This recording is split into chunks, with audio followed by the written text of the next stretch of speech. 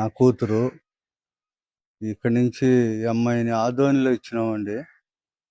ఆదోనిలో ఇచ్చిన కానించి అమ్మాయికి ఫస్ట్ లాక్డౌన్లో ఒకసారి పడింది కింద. ఈ డ్యూటీకి పోయి వస్తున్నది, వాలంటీర్గా పనిచేస్తున్నది ఆదోనిలో. వస్తా కింద పడి భయపడి కాలు చేయబడిపోతే, నోటి మాట పడిపోతే అప్పుడు తీసుకొచ్చుకున్నామండి, బాగా చేసుకున్నాము. మళ్ళా బాగైన తర్వాత మళ్ళా భర్త కావాలంటే మళ్ళా పంపించినాం ఆదోనికి. పోయిన సంవత్సరం ఇట్లే బాగలేక బ్రెయిన్ ఇటు పక్క మందులు వాడితే ఈ పక్క బ్రెయిన్ బాగలేకపోతే మళ్ళీ ఈ పక్క బ్రెయిన్కి ఇక్కడ రెండో పక్క బ్రెయిన్ కూడా దెబ్బతినేసింది. దెబ్బతినేస్తే కర్నూలు పెద్ద హాస్పిటల్ తీసుకుపోయేసినాము. అక్కడ నెల ఉంటే సరిగా ట్రీట్మెంట్ ఇవ్వలేదు. డబ్బు లేని వాళ్ళు. మా అబ్బాయి ప్రైవేట్ హాస్పిటల్కి తీసుకోమంటే తీసుకోలేదు. అబ్బాయి నాకు ఆ దుడ్లు లేవని. ఇంకా అక్కడి నుంచి ఆదోని నుంచి ఆత్మకూరుకి తీసుకొచ్చుకున్న కానించి ఇట్నే బాధపడుతున్నాం. మా పరిస్థితి పేదవాళ్ళము. ఆమె పరిస్థితి వచ్చిన కానీ కాలు చేయబడిపోయింది, నోటి మాట లేదు, తినేది లేదు, ముక్కుల్లో పాలు నీళ్ళే పోస్తున్నాం. మందులు కూడా జరగని పరిస్థితి.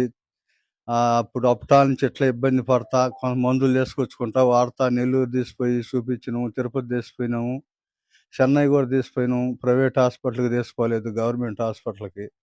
అక్కడల్లా తిప్పినాం కానీ ప్రయోజనం లేదు, బాగాలే. అట్లే తీసుకొచ్చి పండేసుకున్నాము.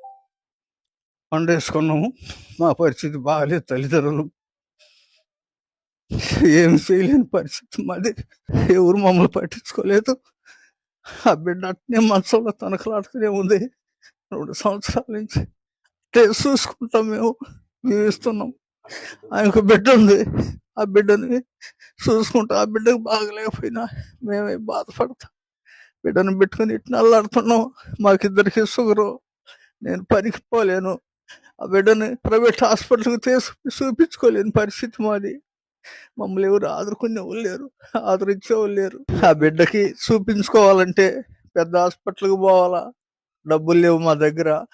ఎక్కడన్నా ప్రైవేట్ హాస్పిటల్లో చూపించాలంటే డబ్బులు లేవు. అట్నే పండబెట్టుకొని అట్నే అల్లాడుతుంది మంచంలోనే. ఆ పాపను చూసుకుంటా మేము అల్లాడుతూ ఉన్నాం. మాకు ఏ సహకారం లేదు, చూపించేవాళ్ళు ఎవరు లేరండి. ఇది మా పరిస్థితి.